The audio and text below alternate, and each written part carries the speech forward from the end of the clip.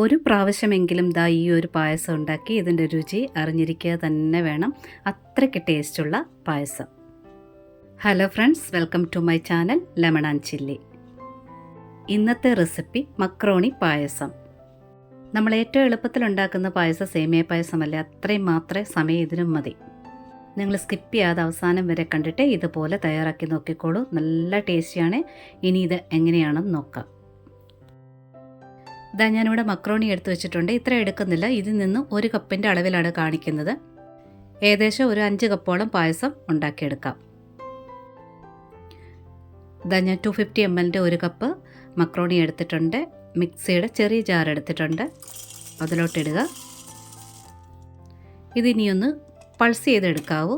2-3 pulse ചെയ്തെടുക്കുക. ഓരോ പൾസിന് ശേഷം ഒന്ന് തുറന്നു നോക്കണം. എല്ലാം ഒന്ന് ഉടഞ്ഞു കിട്ടിയാൽ മതി, ഒത്തിരി പൊടിക്കരുത്. ഈ ഒരളവിൽ ഉടച്ചെടുക്കുക. ഇതൊരു പാത്രത്തിലോട്ട് നിരത്തിയിട്ട് കാണിക്കുക. ഇതിലിപ്പോൾ പൊടിയൊന്നും തന്നെ വന്നിട്ടില്ല, ഇതുപോലെ എടുക്കണം. അഥവാ ഒരു കാലോ അരയോ സ്പൂണായിട്ട് പൊടി വന്നിട്ടുണ്ടെങ്കിൽ ഒരു വലപാത്രത്തിനകത്തോട്ട് ഒന്ന് അരിച്ചെടുക്കുക. ആ പൊടി ഒന്ന് മാറ്റി വയ്ക്കുക. ആ പൊടി എപ്പോൾ യൂസ് ചെയ്യണമെന്ന് പറഞ്ഞുതരാം. ഇനി ഇതിനു വേണ്ടി ക്യാരമൽ തയ്യാറാക്കി എടുക്കുക. ഒരു 1/4 കപ്പിൽ ഒരല്പം കുറവാണ് പഞ്ചസാര. 1/4 കപ്പ് ലെവലായിട്ട് പഞ്ചസാര എടുത്താലും കറക്റ്റാണ്, കുഴപ്പമൊന്നുമില്ല. പാത്രത്തിലെ പഞ്ചസാര ഒന്ന് നിരത്തിയിട്ടതിന് ശേഷം ഗ്യാസ് ഓൺ ആക്കുക. എന്നിട്ട് അനക്കാതെ വെച്ചിട്ടുണ്ട്. മെൽറ്റായി തുടങ്ങിയിട്ടുണ്ട്. ഒത്തിരി ബ്രൗൺ ആകരുത്. ഇതുപോലെ പഞ്ചസാരയൊക്കെ അലിഞ്ഞൊരു ഈ കളറിലാവുമ്പോഴത്തേന് ഗ്യാസ് ഓഫ് ചെയ്യണം. ഇനി ഇത് കൂടുതൽ വെച്ചിരുന്നാൽ പതഞ്ഞ് കഴിയുമ്പോൾ അതിൻ്റെ ടേസ്റ്റും മാറും, കളറും മാറും. സൈഡൊക്കെ ഇങ്ങനെ പതഞ്ഞ് വരുന്നതിന് മുമ്പായിട്ട് ഗ്യാസ് ഓഫ് ചെയ്തിട്ടുണ്ട്. 1 സ്പൂൺ ബട്ടർ ചേർത്തിട്ടുണ്ട്. ബട്ടർ ചേർത്ത് നല്ലോണം ഒന്ന് മിക്സ് ചെയ്യുക. ഇനി ഇതിലോട്ട് 1 തവി വെള്ളം ഒഴിക്കുകയാണ്. കാരണം കട്ടിയായിട്ട് പഞ്ചസാര ഇരിപ്പുണ്ട്, അതൊന്ന് അലിയാൻ വേണ്ടി വെള്ളം ഒഴിച്ചിട്ടുണ്ട്. ഇനി ഗ്യാസ് ഓണാക്കിയിട്ട് ചെറിയ തീയിലിടുക. ഇത് പെട്ടെന്ന് മിക്സായി വരാൻ വേണ്ടിയാണ്.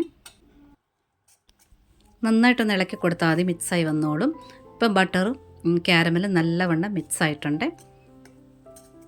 അങ്ങനെ ഗ്യാസ് ചെറു തീയിൽ ഇരിക്കെ തന്നെ പാലൊഴിക്കുക. ആദ്യമേ 1 കപ്പ് ഒഴിച്ചിട്ടുണ്ട്.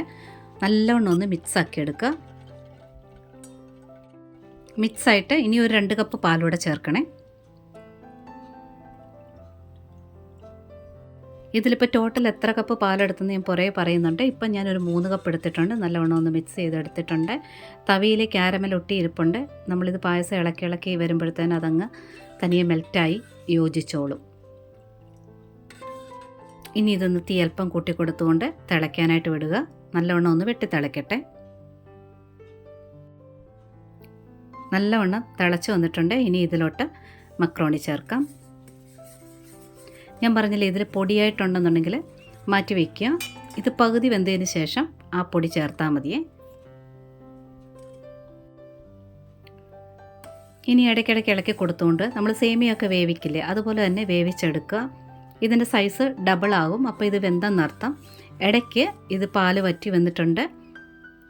ഇടയ്ക്കെന്ന് പറഞ്ഞത് പകുതിയോളം വെന്ത് വന്നപ്പോഴത്തേന് പാല് കുറച്ച് വറ്റിയിട്ടുണ്ട്. ഒരു 1.25 കപ്പോളം പാൽ കൂടി ചേർത്തിട്ടുണ്ട്. അപ്പോൾ ടോട്ടൽ ഒരു 5 കപ്പിനടുത്തായിട്ട് പാൽ ഞാൻ ചേർത്തിട്ടുണ്ട്. കറക്റ്റായിട്ട് 5 കപ്പ് എടുത്താലും കുഴപ്പമില്ല. ഇടയ്ക്ക് ഒന്ന് ഇളക്കി കൊടുത്തിരിക്കണേ. ഇത് വെന്ത് വന്നിട്ടുണ്ട്. ഡബിൾ സൈസ് ആയിട്ടുണ്ട്.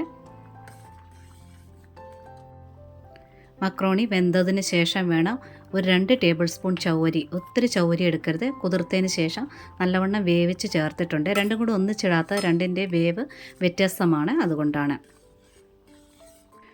ചൗവരി ചേർത്തതിനോടൊപ്പം തന്നെ പഞ്ചസാര കൂടി ചേർക്കുക. ഞാനിവിടെ 250 ml 1/2 കപ്പ് എടുത്തിട്ടുണ്ട്, അരഭാഗം എടുത്തിട്ടുണ്ട്. അതിൽ കുറച്ചേ ഇട്ടിട്ടുള്ളൂ, ശകലം ഞാൻ മാറ്റി വെച്ചിട്ടുണ്ട്. ഇത്രയും. അത് മാറ്റി വെക്കാൻ ഒരു കാരണം കൂടിയുണ്ട്. ഇനി ഇതിനകത്തോട്ട് ഏലക്ക ഒത്തിരി മുന്നേ നിൽക്കരുത്. 1 ഏലക്ക മാത്രം ഞാൻ ഇതിനകത്ത് പൊടിച്ച് ചേർത്തിട്ടുള്ളൂ. ശകലം പഞ്ചസാര ചേർത്ത് പൊടിച്ച് ചേർത്തിട്ടുണ്ട്. ഏലക്ക ചേർത്തില്ലെങ്കിലും ക്യാരമലിൻ്റെ ടേസ്റ്റ് നല്ലതാണ്. ഇനി കൂടെ തന്നെ കണ്ടൻസ്ഡ് മിൽക്കാണ് ചേർക്കുന്നത്. 1/4 കപ്പിൻ്റെ പകുതിയോ 3/4 ചേർക്കാം. നിങ്ങൾക്കറിയാമല്ലോ, കണ്ടൻസ്ഡ് മിൽക്ക് ഏറെ ചേർക്കും തോറും നല്ല ടേസ്റ്റാണ്. ഈ കണ്ടൻസ്ഡ് മിൽക്ക് ചേർത്തത് കാരണമാണ് പഞ്ചസാര ഞാൻ അത്രയുമായിട്ട് മാറ്റി വെച്ചത്. അഥവാ കണ്ടൻസ്ഡ് മിൽക്ക് ചേർക്കുന്നില്ലെങ്കിൽ 1/2 കപ്പ് പഞ്ചസാര ചേർക്കുക. പഞ്ചസാരയൊക്കെ ചേർത്ത് പഞ്ചസാരയിൽ ഒരു 5 മിനിറ്റോളം ചെറിയ തീയിലിട്ട് ഒന്ന് വേവിച്ചെടുക്കണം. ഏലക്ക ചേർക്കുന്നതിന് മുമ്പായിട്ട് ടേസ്റ്റ് ചെയ്ത് നോക്കുക. ക്യാരമലിൻ്റെ ടേസ്റ്റ് നല്ല സൂപ്പറാണ്. അഥവാ ഏലക്ക ചേർക്കുന്നില്ല എന്നുണ്ടെങ്കിൽ കാരമൽ ചെയ്യാൻ വേണ്ടി 1/4 കപ്പ് ലെവലായിട്ട് പഞ്ചസാര എടുക്കുക. ഇതിപ്പം പാകത്തിന് വെന്ത് വന്നിട്ടുണ്ട്. ഇനി 2-3 നുള്ളി ഉപ്പ് ചേർക്കുക. ഉപ്പ് ചേർക്കാൻ മറക്കരുത്. ടേസ്റ്റ് ബാലൻസ് ആകാൻ വേണ്ടി ഉപ്പ് ചേർക്കുക.